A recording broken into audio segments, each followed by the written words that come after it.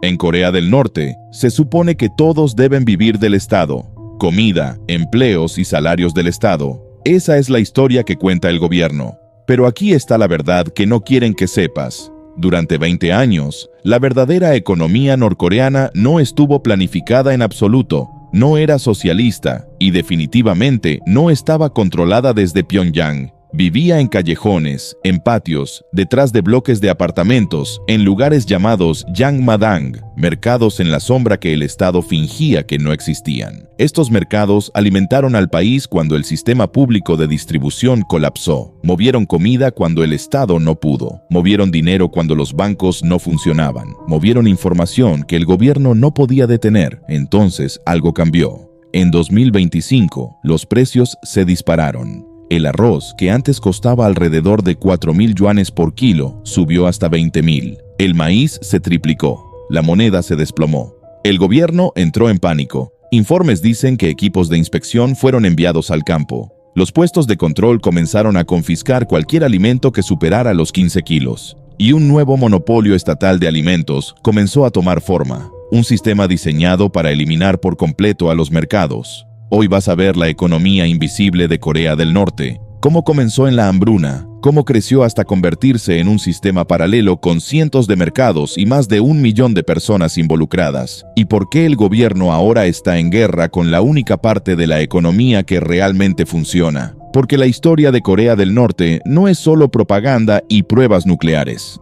Es la historia de un país que funciona con un sistema de mercado que el gobierno jura que no existe. Empecemos con la mentira. En el papel, Corea del Norte es simple. El Estado posee todo. El Estado dirige las fábricas, las granjas, las tiendas. El Estado te da tu trabajo. El Estado te da tu tarjeta de racionamiento. En teoría, no necesitas mercados, no necesitas comerciantes privados, no necesitas efectivo. En teoría. En la década de 1990, esa teoría se hizo añicos. El sistema oficial de distribución, la máquina de te damos todo, se descompuso. El carbón dejó de llegar a las plantas eléctricas, el fertilizante dejó de llegar a las granjas, los trenes dejaron de moverse, y con ellos, la comida también se detuvo. Este periodo tiene un nombre en Corea del Norte, la ardua marcha. Las estimaciones externas sitúan el número de muertos en cientos de miles, quizá más de 1 millón. El Estado no solo dejó de proveer, desapareció de la supervivencia diaria de las personas. Así que la gente hizo algo extremadamente peligroso en un sistema totalitario. Dejaron de esperar al Estado. Al principio era algo pequeño. Un vecino con un poco de maíz extra intercambiándolo por jabón. Alguien con acceso a un camión moviendo discretamente mercancías de un pueblo a otro. Una mujer vendiendo fideos caseros cerca de una estación de tren. No eran grandes empresarios. Eran personas tratando de no morir de hambre. Pero cuando el Estado no regresa, esos pequeños actos de supervivencia comienzan a endurecerse en algo distinto, en un patrón, en una red, en un sistema. Ese sistema se convirtió en el Chungmadang, literalmente terrenos de mercado. Al principio eran improvisados, mantas en el suelo, una multitud, un vigilante atento a la policía. Luego, cuando el Estado se dio cuenta de que no podía alimentar a la gente, hizo algo muy poco ideológico. Miró hacia otro lado. Para los años 2000, investigadores y analistas satelitales contaban cientos de estos mercados en todo el país. Para 2018, estudios de grupos como CSIS y Access DPRK sugerían que había más de 400 mercados formalmente tolerados, con alrededor de 1 millón de personas trabajando en ellos directa o indirectamente.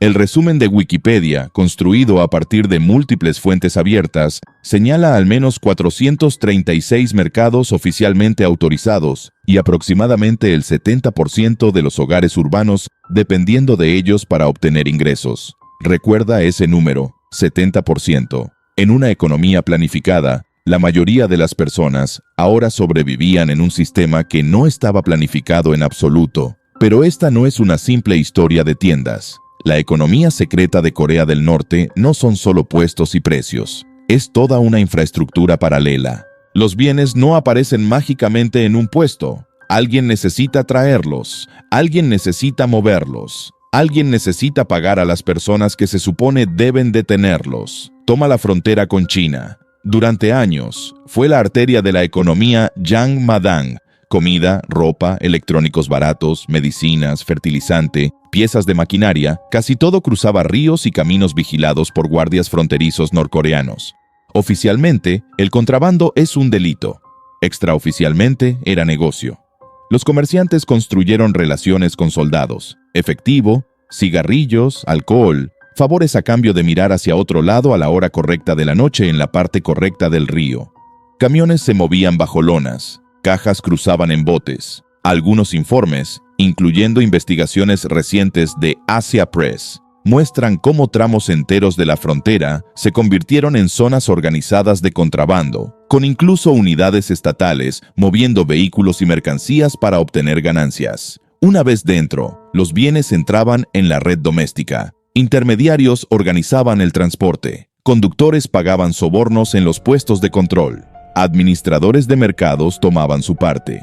Funcionarios locales fingían no notar nada por un precio. Corea del Norte nunca desarrolló un sistema bancario moderno para la gente común. Así que el Yungadang hizo lo que los bancos no hacían. Se convirtieron en lugares donde podías cambiar moneda extranjera, almacenar valor, incluso pedir dinero prestado. Si querías comprar una bicicleta, un pequeño generador o semillas para tu parcela privada, acudías al sistema informal de crédito alrededor del mercado. El interés era alto, pero el hambre es mayor.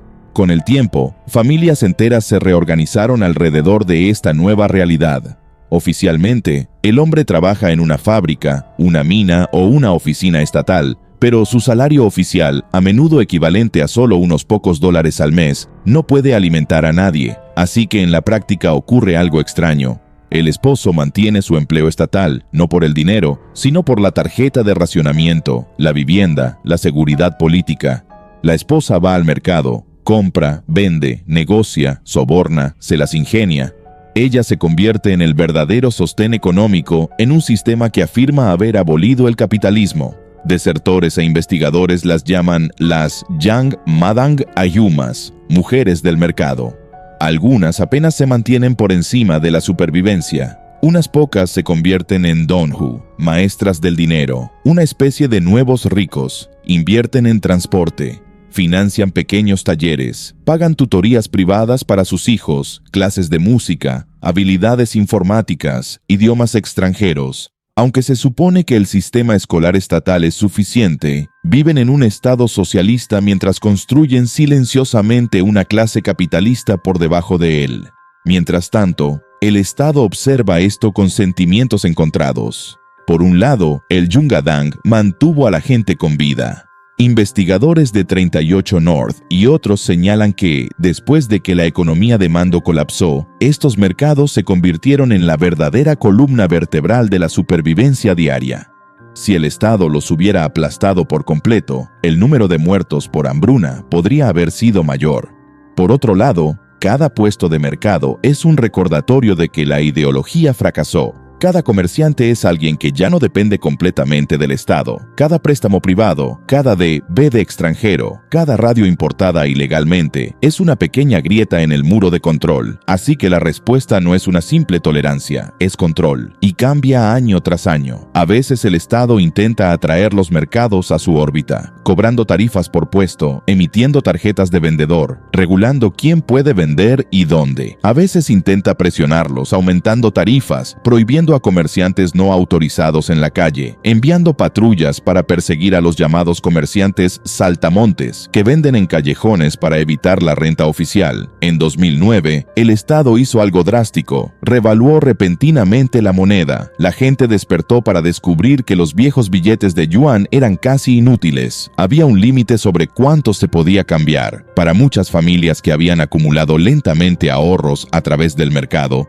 años de trabajo desaparecieron de la noche a la mañana. El mensaje era claro: puedes jugar este juego, pero en cualquier momento podemos voltear la mesa. Salió mal. Los precios se dispararon. La confianza en la moneda colapsó. Se filtraron reportes de protestas poco comunes. Con el tiempo, la situación se estabilizó nuevamente. Pero algo había cambiado. La gente común aprendió una lección distinta. No ahorres en la moneda estatal si puedes evitarlo. Ahorra en yuanes chinos, ahorra en dólares estadounidenses, ahorra en bienes. El dinero extranjero comenzó a fluir por los mercados, abierta o discretamente. La economía socialista oficial funcionaba con ideología, la secreta funcionaba con yuanes. A mediados de los años 2000, esta economía en la sombra ya no era solo una herramienta de supervivencia, estaba remodelando la sociedad. Los niños que crecieron no con raciones, sino con comercio de mercado, se convirtieron en lo que algunos expertos llaman la generación Yang Madang. Veían dramas surcoreanos de contrabando en memorias USB que compraban en el mercado, escuchaban radio china o surcoreana en dispositivos adquiridos en puestos, vieron con sus propios ojos que existía otro mundo allá afuera, uno donde las tiendas estaban llenas y las luces permanecían encendidas por la noche. El mercado no solo alimentaba sus cuerpos, alimentaba su imaginación. Luego, en 2020, la frontera se cerró. Oficialmente fue por el CO-19. En la práctica, fue como cortar el oxígeno a un sistema que se había acostumbrado a respirar por sí solo. El comercio con China, tanto legal como ilegal, se desplomó. Las cadenas de suministro de las que dependían los mercados se cortaron. Informes de NK Insider y Daily NK describen cómo mercados clave se redujeron y en algunos casos los horarios se recortaron tanto que apenas tenía sentido abrir. El mercado Okyun en Pyong, que alguna vez fue un centro vinculado a materiales textiles chinos, vio cómo la actividad colapsaba a medida que tanto el comercio fronterizo como las fábricas locales se estancaban. Pero en lugar de flexibilizar para permitir que los mercados se adaptaran, el Estado hizo lo contrario. Se inclinó nuevamente hacia el control. Nuevas regulaciones restringieron lo que podía venderse. Las redadas se intensificaron contra quienes comerciaban con bienes importados o fuera de los canales oficiales. Los teléfonos celulares chinos utilizados por comerciantes para coordinar a través de la frontera fueron perseguidos. Según reportes de Asia Press, nuevas unidades de inspección fueron desplegadas en zonas rurales, vigilando cosechas, rastreando grano y confiscando cualquier alimento que se moviera sin permiso. Al mismo tiempo, el gobierno intentó construir algo que suena imposible en un país acostumbrado a mercados informales: un monopolio estatal de alimentos. En lugar de que los agricultores vendieran discretamente un poco de grano extra a través del mercado, nuevas reglas obligaron a que toda producción significativa pasara por canales estatales. Se suponía que los alimentos debían moverse de las granjas a las oficinas estatales de venta de grano. Si se cosechaban 10 toneladas, una gran parte iba al Estado, otra a empresas mediante contratos oficiales. El resto quedaba en la granja para operaciones, al menos en el papel. Lo que importa es la intención: evitar que los alimentos se filtren lateralmente hacia la red Yongmadong, empujarlos de regreso a tiendas administradas por el Estado, hacer que la gente dependa nuevamente de los canales oficiales. Pero aquí es donde la geografía del poder se vuelve interesante. Incluso mientras el Estado impulsa el control, todavía necesita dinero. ¿Y dónde encuentra dinero un gobierno con una economía formal rota? Exprimiendo la informal. Análisis recientes de 38 North a principios de 2026 describen cómo el sistema norcoreano se adapta a los choques, recortando su propio gasto, imprimiendo más dinero, extrayendo contribuciones y gravámenes de la economía en la sombra, imponiendo más trabajo no remunerado a la población. En términos simples, cuando las cosas se ponen mal, el Estado toma más de los mercados, incluso mientras públicamente los culpa y los restringe. En el terreno, esto se ve como tarifas adicionales para los dueños de puestos, pagos obligatorios disfrazados de contribuciones de lealtad, más inspecciones a envíos que se mueven entre ciudades y más riesgo para cualquiera que transporte mercancías fuera de los planes oficiales. Mientras tanto, la inflación lo devora todo. El análisis de 2025 de Daily NK muestra precios del arroz disparándose, el yuan desplomándose frente al dólar, salarios aumentando en el papel, pero perdiendo valor en la práctica. El gobierno intentó recentralizar, subir salarios, atraer de vuelta a los trabajadores a las fábricas estatales. Pero sin suficientes bienes reales produciéndose, el dinero extra simplemente persiguió muy pocos productos. La demanda subió, la oferta permaneció estancada. Los precios hicieron lo que siempre hacen en esa situación: subieron. Para una familia común, esto significa algo simple y brutal: tu trabajo oficial no paga lo suficiente. Tu trabajo en el mercado es más duro y más peligroso. La comida cuesta más. Y las personas que te cobran tarifas también tienen más hambre. Entonces, ¿dónde deja esto ahora a la economía secreta de Corea del Norte? Es más pequeña de lo que era antes del KO-19, al menos en términos transfronterizos. Es más frágil, está más vigilada, pero sigue ahí. No puedes desinventar un mecanismo de supervivencia. Si caminas por una ciudad norcoreana hoy, no en la propaganda, sino en la vida real, todavía verás personas cargando bolsas que no provienen de tiendas estatales. Todavía verás vendedores improvisando, vendiendo en calles laterales, moviéndose cuando la policía se acerca. Todavía verás mujeres cuyo verdadero trabajo no es su asignación oficial, sino su puesto, su red, su silencioso imperio de comercio.